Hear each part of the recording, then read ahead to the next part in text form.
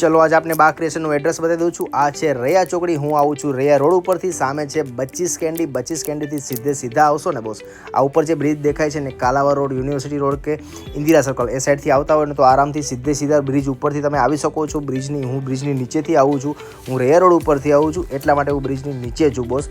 ને બ્રિજની ઉપરથી આવશો તો કાલાવા રોડ, યુનિવર્સિટી રોડ બધા બ્રિજ ઉપરથી આવી શકો છો આરામથી। સીધું છે, ક્યાંય ટર્ન લેવાનો નથી। આ છે નાણાવટી ચોક છે, નાણાવટી ચોકથી પણ સીધું આવવાનું છે બોસ। સામે છે BRTS ટુ બસ સ્ટેશન છે, BRTS બસમાં પણ તમે આવી શકો છો।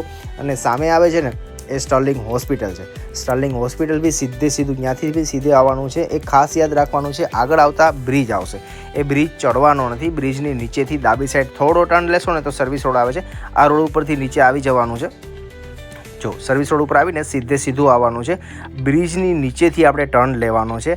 આગળ જે આવશે ને બોસ એ રામાપીર ચોકડી આવશે। હા, ખાસ યાદ રાખજો, આ ચોકડીનું નામ રામાપીર ચોકડી આવશે। રામાપીર ચોકડીથી તમારે રાઈટ સાઈડ વળવાનું છે। ખાસ યાદ રાખજો કે રામાપીર ચોકડીથી રાઈટ સાઈડ ટર્ન લેશો ને ત્યાંથી સીધું આવશે, 80 ફૂટ રોડ આવશે। સામે ખોડિયાર હોટલ છે એ રોડ આવશે, જો સામે ખોડિયાર હોટલ છે ત્યાંથી સીધા આવશો, આ 80 ફૂટનો રોડ કહેવાય છે। અને આગળ જે ડિવાઈડર પૂરું થાય ને ત્યાં જ આવશે, લેફ્ટ સાઈડમાં આવે છે ભારતીનગર 1 આવે છે, સેકન્ડ પછી આવશે ભારતીનગર 2 આવશે। આ ડિવાઈડર પૂરું થશે ત્યાંથી લેફ્ટ સાઈડ થોડો ટર્ન લેશે તો બા ક્રિએશન છે, જલ્દી આવી જાઓ, અમે તમારો વેઇટ કરીએ છીએ।